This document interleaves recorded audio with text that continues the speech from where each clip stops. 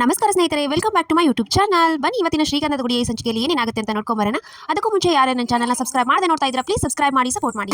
ಹಿಂದಿನ ಸಂಚಿಕೆಯಲ್ಲಿ ಮಹಾಬಲ ಮನೆಗೆ ಬಂದಿರ್ತಾನೆ. ಅವರಮ್ಮ ಚಂದನ ಎಲ್ಲಿ ಅಂತ ಕೇಳಿದಾಗ ಇಲ್ಲ ಬಂದಿಲ್ಲ ಅಂತ ಆರ್ಯ ಹೇಳ್ತಿರ್ತಾನೆ. ಅದಕ್ಕೆ ನಾನು ನಿಮ್ಮ ಮಾತು ನಂಬಲ್ಲ, ನೀವೇ ಹೇಳಿ ಅಂತೆಲ್ಲ ಹೇಳ್ತಿರ್ತಾಳೆ.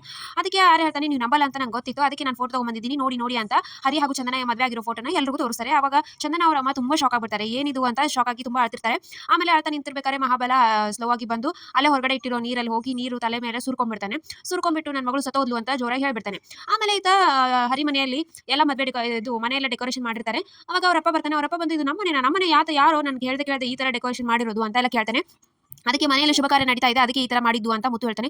ಏನು ಶುಭ ಕಾರ್ಯ, ಏನು ಮದುವೆ ಆಗೋಯ್ತು ಅಂತ ಹೇಳ್ತಾನೆ. ಹೌದಾ, ನಿನಗೆ ಯಾರಪ್ಪ ಹೆಣ್ಣು ಕೊಟ್ರು ಅಂತೂ ನಾನು ಮರ್ಯಾದೆ ಉಳಿಸ್ಬಿಟ್ಟೆ ಬಿಡು ಅಂತ ಎಲ್ಲ ಕೇಳ್ತಾನೆ. ನನಗಲ್ಲ, ಹರಿಗೆ ಅಂತ ಮುತ್ತು ಹೇಳ್ತಾನೆ. ಹರಿಗೆ ಏನಾಯ್ತು ಅಂತ ಕೇಳಿದ ತಕ್ಷಣ ಇಲ್ಲ ಅವ್ನಿಗೆ ಮದುವೆ ಆಗೋಯ್ತು ಅಂತ ಹೇಳ್ತಾರೆ.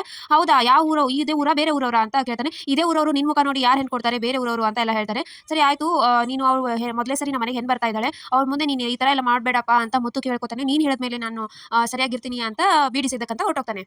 ಇತ್ತ ಚಂದನ ಅವರಪ್ಪ ಅಳ್ತಾ ಕೂತಿರ್ತಾನೆ ಬೇಜಾರಿಂದ.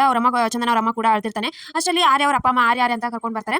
ಆರ್ಯ ಕರ್ಕೊಂಡು ಬಂದ್ಮೇಲೆ ಏನಾಯ್ತಪ್ಪ, ಏನು ನಿಮ್ಮ ಮಗಳು ಯಾವುದೋ ಕಿತ್ತೋದನ ಜೊತೆ ಓಡೋದ್ಲಂತಲ್ಲ, ನಮ್ಮ ಮಾನ ಮರ್ಯಾದೆ ಎಲ್ಲ ಕಳೆದ್ಬಿಟ್ರಿ ಇವಾಗ ನೀವು ಅಂತ ಅವರಪ್ಪ ಬೈತಾನೆ. ನೀನು ಏನು ಆರ್ಯ, ನೀನು ಅವ್ರು ಹೋಗಿದ್ದಾಳೆ ಅಂದ ತಕ್ಷಣ ನೀನು ಅವ್ರ ಹಿಂದಿಂದ ಹೋಗ್ಬಿಟ್ಯಾ ಅಂತ ಆರ್ಯನ್ ಬೈತಾರೆ. ಇಲ್ಲ ಅದು ಅಂಕಲ್ ಅಂತ ಏನೋ ಹೇಳಕ್ ಬರ್ತಾನೆ ಆರ್ಯ.